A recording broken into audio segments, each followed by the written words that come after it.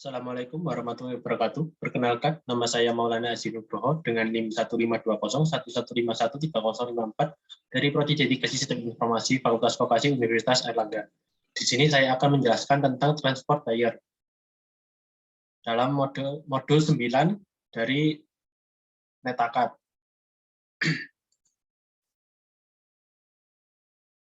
Pertama ada transport layer karakteristik. Role dari transport layer, aplikasi layer program menghasilkan data yang harus dipertukarkan antara host, sumber, dan tujuan.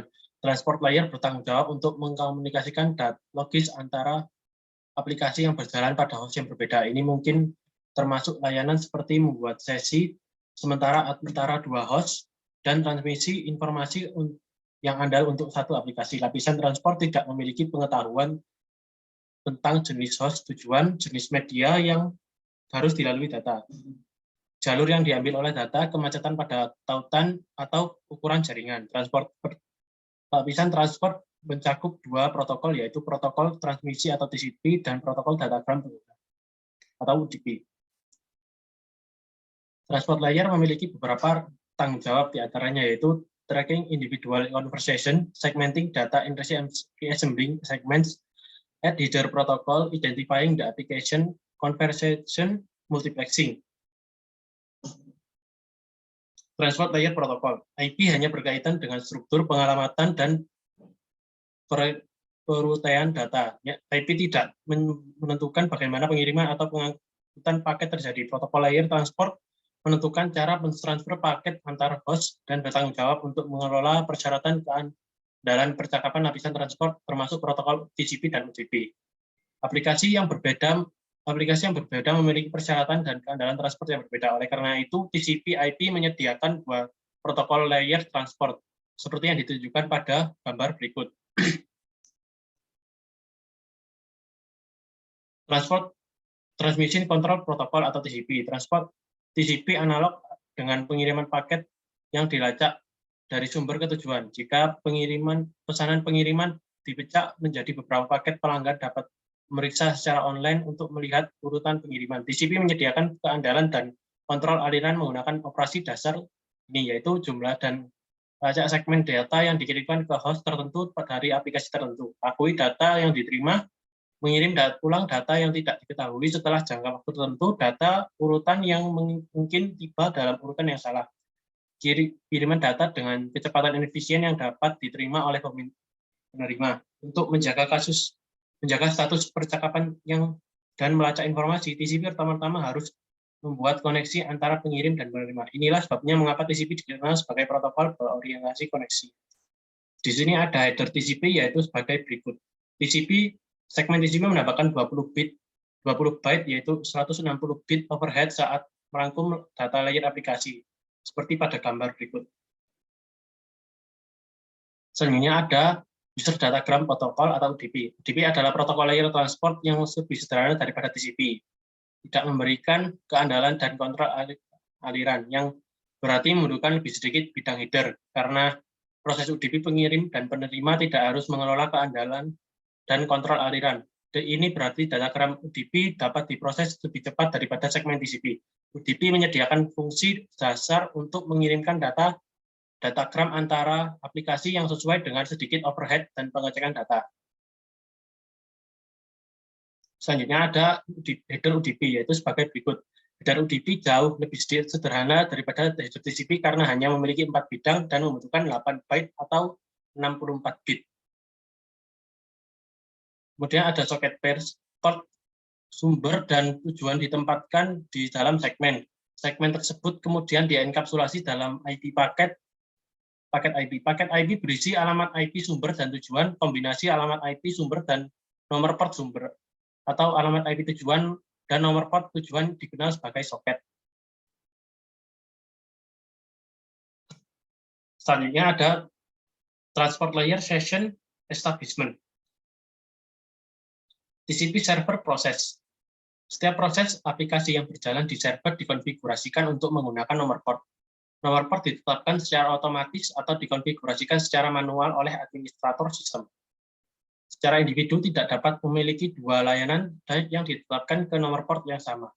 dalam layanan layer transport yang sama. Misalnya, host yang menjalankan aplikasi server web dan aplikasi transfer file tidak dapat memiliki keduanya dikonfigurasikan untuk menggunakan port yang sama seperti TCP port 80. Aplikasi server aktif yang ditetapkan oleh port tertentu dianggap terbuka, yang berarti bahwa layer transport menerima dan memproses segmen yang dialamatkan ke port tersebut. Setiap permintaan klien masuk yang ditujukan ke soket yang benar diterima, dan data diteruskan ke aplikasi server. Ada banyak port yang terbuka secara bersamaan di server, satu untuk setiap aplikasi server yang aktif. Artinya ada TCP connection establishment. Dalam beberapa budaya, ketika dua orang bertemu, mereka saling menyapa dan dengan berjabat tangan. Kedua belah pihak tersebut memahami tindakan handshake sebagai sinyal untuk salam ramah. Koneksi pada jaringan juga serupa. Dalam koneksi TCP, client host membuat koneksi dengan server menggunakan proses handshake 3 arah. Untuk prosesnya adalah sebagai berikut antara sebuah host A dan host B.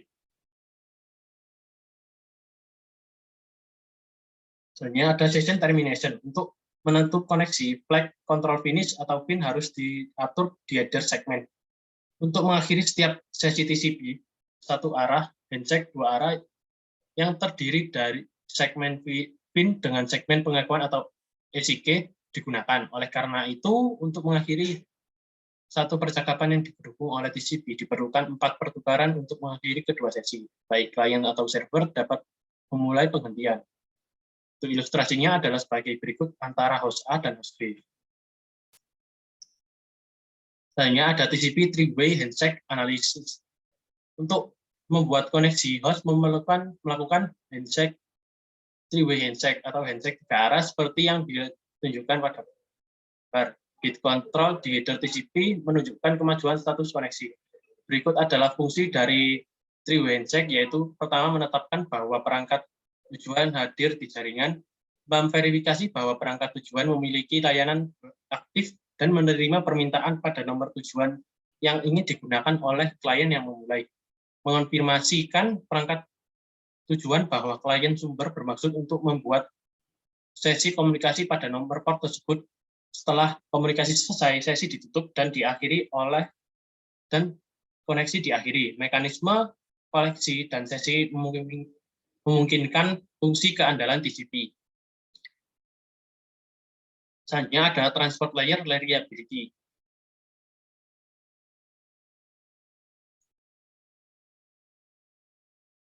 TCP reliability guaranteed and ordered delivery. Alasan TCP adalah protokol yang lebih baik untuk beberapa aplikasi karena TCP tidak seperti UDP. TCP mengirim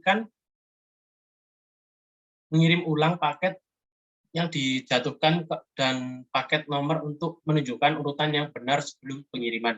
TCP juga dapat membantu menjaga aliran paket sehingga perangkat tidak menjadi kelebihan beban. Topik ini mencakup fitur-fitur TCP secara rinci. Mungkin ada kalanya segmen TCP tidak sampai di tujuan. Ya, di lain waktu, segmen TCP mungkin tiba dalam keadaan rusak. Agar pesan asli dapat dipahami oleh penerima, semua data harus diterima dan data dalam segmen-segmen ini harus disusun kembali ke dalam urutan aslinya. Nomor urut ditetapkan di header setiap paket untuk mencapai tujuan ini. Nomor urut mewakili byte data pertama dari segmen TCP. Selama pengaturan sesi, nomor urut awal ISN diatur. ISN ini mewakili nilai awal byte yang dikirimkan ke aplikasi penerima. Saat data transmisi selama sesi, nomor urut bertambah dengan jumlah byte yang telah ditransmisikan. Pelacakan byte data ini memungkinkan setiap segmen diidentifikasikan dan diakui secara unik. Segmen yang hilang kemudian dapat diidentifikasi.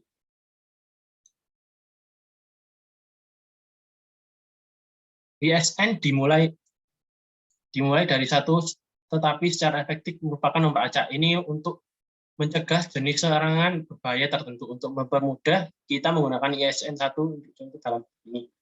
Nomor urut segmen menunjukkan cara merakit kembali dan menyusun ulang segmen seperti yang dilakukan pada gambar tersebut.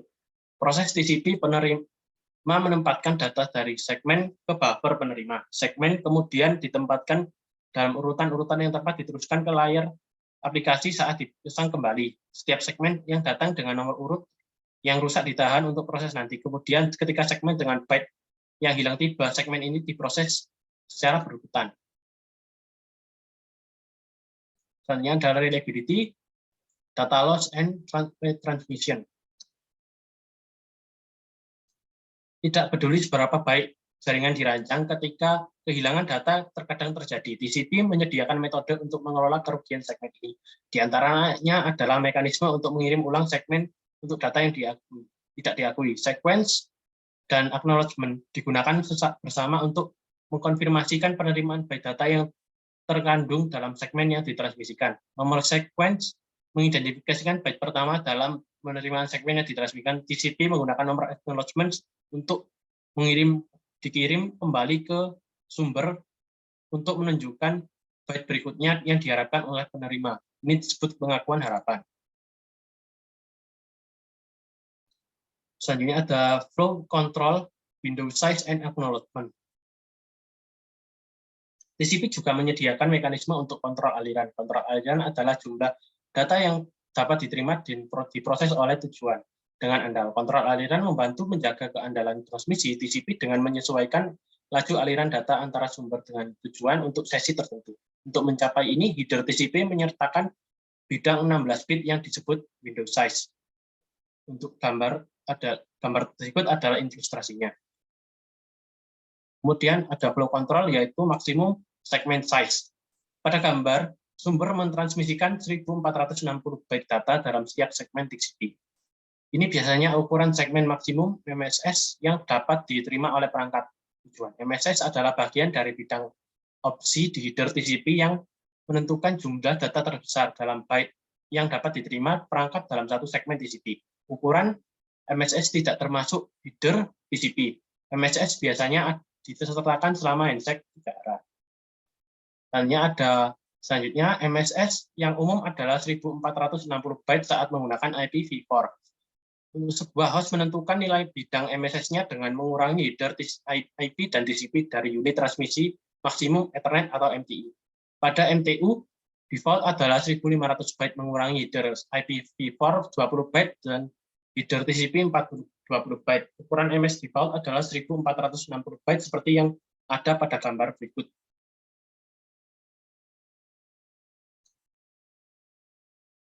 Selanjutnya ada congestion avoidance. Nomor pengakuan adalah untuk byte yang diharapkan berikutnya dan bukan untuk segmen. Nomor segmen yang digunakan disederhanakan untuk ilustrasi. Perhatikan bahwa itu adalah sumber yang mengurangi jumlah byte yang tidak diketahui dan dikirimnya dan bukan ukuran jendela yang ditujukan. Selanjutnya ada transport layer summary. Karakteristik lapisan transportasi. Lapisan transport adalah penghubung antara layar aplikasi dan layar bawah model OSI yang bertanggung jawab untuk transmisi jaringan. Lapisan transport bertanggung jawab untuk komunikasi logis antara aplikasi yang berjalan pada host yang berbeda. Lapisan transport termasuk TCP dan UDP. Protokol layer transport menentukan cara mentransfer pesan antara host dan bertanggung jawab untuk mengelola persyaratan dalam keandalan percakapan. Lapisan transport bertanggung jawab untuk melacak percakapan sesi, pengelompokan data, dan merakit kembali segmen, menambahkan informasi header segmen, mengidentifikasikan aplikasi, dan multiplexing percakapan. TCP stateful dapat diandalkan. Ini mengakui data pengirim ulang data yang hilang dan mengirimkan data dalam urutan yang berurutan. TCP digunakan untuk email dan web. UDP tidak memiliki kewarganegaraan cepat dan cepat. Ini memiliki overhead yang rendah, tidak memerlukan pengakuan, tidak mengirimkan ulang data yang hilang, memproses data sesuai dengan urutan kedatangannya. UDP digunakan untuk VoIP dan DNS. Protokol layer transport, TCP, dan UDP menggunakan nomor port yang mengelola beberapa percakapan simultan. Ini adalah sebabnya mengapa bidang header TCP dan UDP mengidentifikasi nomor port dan aplikasi sumber dan tujuan. Selanjutnya ada pembentukan sesi lapisan transportasi. Three-way handshake menetapkan bahwa perangkat tujuan ada di jaringan. Ini memverifikasi bahwa perangkat tujuan memiliki layanan aktif yang menerima permintaan pada nomor port tujuan yang ingin digunakan oleh klien yang memulai. Ini juga menginformasikan perangkat tujuan bahwa klien sumber bermaksud untuk membuat sesi komunikasi pada nomor port tertentu, port tersebut. Selanjutnya, keandalan lapisan transportasi. Agar pesan berhasil dapat dipahami oleh penerima, semua data harus diterima dan data dari segmen-segmen ini harus disusun kembali ke dalam urutan aslinya. Nomor tersebut ditetapkan di header setiap paket, tidak peduli seberapa baik jaringan dirancang, kehilangan data kadang terjadi. TCP menyediakan cara untuk mengelola kerugian segmen, ada mekanisme untuk mengirim ulang segmen untuk data yang tidak diketahui. Sistem operasi host saat ini biasanya menggunakan fitur TCP opsional yang disebut dengan selective acknowledgement yang dinegosiasikan selama three-way handshake. Jika kedua host mendukung selective acknowledgement, penerima dapat secara eksplisit mengetahui segmen byte mana yang diterima termasuk segmen terputus. Oleh karena itu, host pengirim hanya perlu mengirim ulang data yang hilang. Kontrol aliran untuk aliran membantu menjaga keandalan transmisi dengan menyesuaikan laju aliran data yang antara sumber dan tujuan. Untuk mencapai ini, header TCP menyertakan bidak 16 bit yang disebut window size. Proses tujuan untuk pengakuan saat memproses byte yang diterima oleh dan bit yang data yang diterima dan penyesuaian terus-menerus dari window pengiriman sumber dikenal sebagai jendela geser. Sebuah sumber mungkin mentransmisikan 1460 byte data dalam setiap segmen TCP. Ini adalah ukuran segmen maksimum atau MSS tipikal yang dapat diterima perangkat tujuan. Untuk menghindari dan mengontrol kemacetan, TCP menggunakan beberapa mekanisme penanganan kemacetan. Sekian yang dapat saya sampaikan, kurang lebihnya saya mohon maaf. Saya akhiri. Wassalamualaikum warahmatullahi wabarakatuh.